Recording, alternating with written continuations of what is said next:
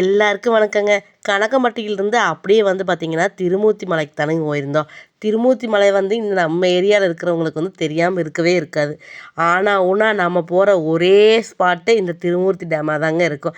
ஏன்னா, நமக்கு செலவும் கம்மி, அதே சமயத்தில நம்ம ஏரியாலயும் இருக்குதுன்னு சொல்லிட்டு எல்லாம் இங்க தாங்க போவாங்க. இது வந்து பார்த்தீங்கன்னா, திருப்பூர் டிஸ்ட்ரிக்ட் உடுமலைப்பேட்டை பக்கத்தில தான் வந்து இந்த திருமூர்த்தி டேம் வந்து இருக்குதுங்க.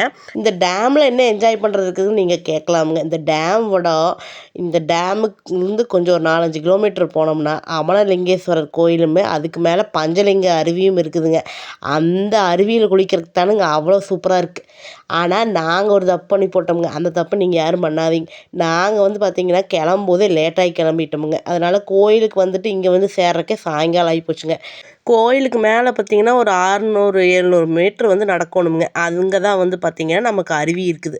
அந்த அருவிக்கு மேலே ஒரு 300 மீட்ரு நடந்து போனால் பஞ்சலிங்க கோயில் வந்து இருக்குதுங்க. அதாவது 5 சிவலிங்கம் இருக்கிற கோயில் வந்து இருக்குதுங்க. ரொம்ப சக்தி வாய்ந்த கோயிலுங்க.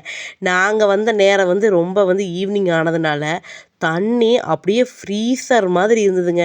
தண்ணிக்குள்ளே கால் வைக்கிறதும் அந்த ஃப்ரிட்ஜுக்குள்ளே கால் வைக்கிறதும் ஒன்று அப்படிங்கிற மாதிரி அப்படி ஒரு ஐஸ் மாதிரி இருந்ததுங்க தண்ணி. இங்கே வந்து பார்த்திங்கன்னா நம்ம மேலே அந்த ஃபால்ஸுக்கு போகிறக்கு ரூ. 5 டிக்கெட்டுங்க.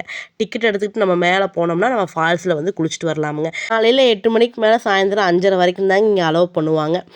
இங்கே வர்றவங்க அது மாதிரி கரெக்டாக பிளான் பண்ணி நேரமே வந்தீங்க அப்படின்னா நல்லா வெய்ய நேரத்தில் குளித்து என்ஜாய் பண்ணுறதுக்கு சூப்பரான இடமுங்க.